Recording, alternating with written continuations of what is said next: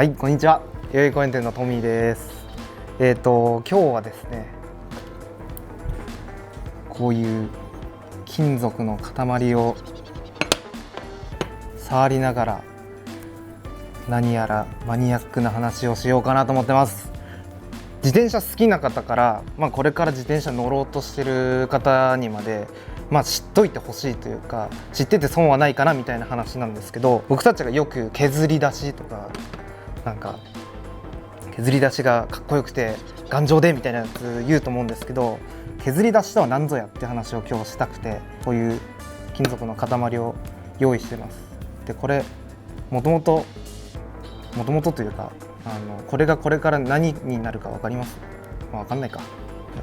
一応ね、その次の工程がこれなんですけど、削り出しっていう通り削られて出されてるんですよ。でちょっともうマニアックな方は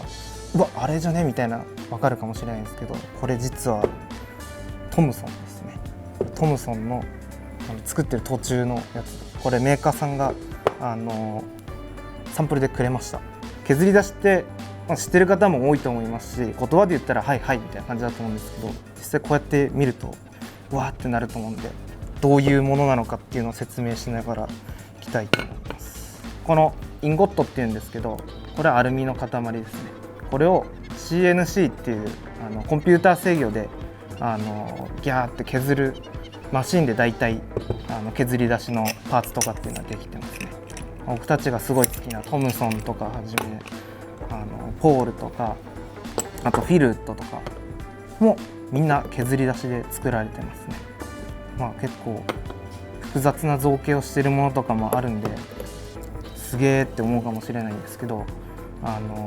単造ドーンってプレスかけて作ってるものより複雑なものを作れたりするのがすごいメリットで、いっぱいものを作るのにはあんまり正直向いてないんですよ。なんでその1個あたり値段が高くなっちゃったりしがちなんですけど、メリットの方がすごい多いですね。その高くなっちゃうっていうこと以外にまず精度が半端じゃなくいいです。っていうのも、そのコンピューターパソコンに入ってるデータを機械にこれお願いってポチってやれば、機械がその通り図面の通りギャーって削ってくれるんで、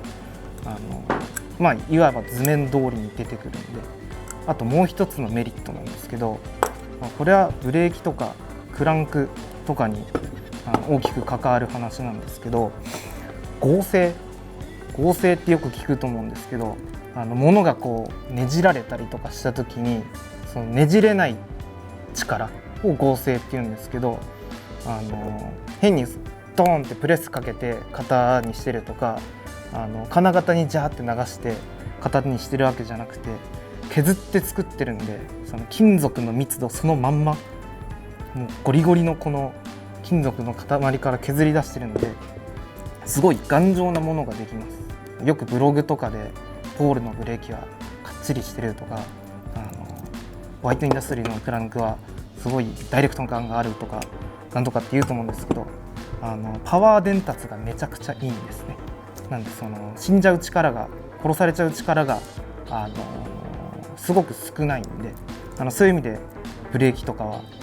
こういう削り出しがついてると使用感がめちゃくちゃいいっていう話ですね。こっちもこれトムソンですね。これシートポストのベースになってるんですけど、これが出来上がったもので、シートポストもすごい負荷がかかる部分なんで実は。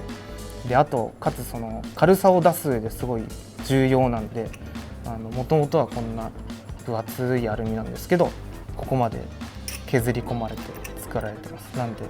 めっちゃ軽いです。今指2本で持ててますけど、こっちは重いんで結構指2本で持つと落っことしちゃいそうなぐらい重いです。フィルウッドのハブも同じく削り出しで作られてます。でその障害保障がついてたりするんですけど、フィルウッドってでここにベアリングがはまってるんですね。でそのベアリングを圧入を何回もやってたりすると広がってガバガバになっちゃったりするんですけど、やっぱりこういう削り出しで作られてるものってすごい素材がさっき言った合成が高いのと同じで硬いんで、何回も打ち出したり入れ直したりしても基本的にはあんまり広がらないように作られてますね。あとおまけの話というかフィルウッドの話になっちゃうんですけど、アルマイト、フィルウッドっていうとすごいアルマイトが印象的だったりすると思うんですけど、アルマイトってアルミにするこの表面処理のことなんですけど、酸化皮膜とか言ったりするんですけど、表面の処理をして頑丈にするみたいな感じでする処理なんですけど、フィルウッドってわざわざこの1回ポリッシュ、ビカビカのポリッシュに磨いてからこのアルマイトっていう処理をするんで、他のブランドに比べてちょっとなんていうんですかね、奥行きがある色になるっていうか、これポールのアルマイトなんですけど、これは削り出しそのままで軽く磨いてあるやつでかかってるんですけど、こう並べると結構この輝きが違うっていうか深みが違うっていうか、こういうのが違かったりしますね。ちょっと脱線したんですけど、そんな感じで削り出しの話をしてきたんですけど、じゃあ他のパーツメーカーってどうなのって思うと思うんですけど、結構他のパーツメーカーは単造っていう作り方をしてるメーカーさんが多いみたいですね。例えばですけどダイヤコンペさんのカタログとか見てみたんですけど、冷感単造っていう作り方で作ってるみたいで、それってどういう作り方なのっていうと、こういう塊から削り出すんじゃなくて金型があって、それに常温ないしちょっと低い温度の金属を置いて、プレスもう何十トンとか何トンとかのプレスでドーンってこう金型に押し当てて作ってるみたいな作り方になります。なんでそうすると何がメリットがあるかっていうと、大量生産に向いてるんですよね。削り出しほどそのきっちりとした精度が厳密に言うと出ないですし、ドカンってこうやるんで、その内部の、難しい話になっちゃうんですけど、その金属の組織がどうのみたいなのが削り出しに比べるとちょっと劣っちゃうので、強度的には削り出しにかなわないんですけど、でもすごく精度が良くて大量生産に向いてるっていう作り方になるんで、僕たちすごい好きなダイヤコンペなど他のメーカーとかはそういう作り方をしてますね。削り出しに比べるとちょっとパフォーマンスは落ちちゃうんですけど、どっちにもいいメリットがあるよねっていうので、知っといてもらえたらすごい自分の自転車についてるパーツ、そうなんだって多分思ってもらえると思うんで、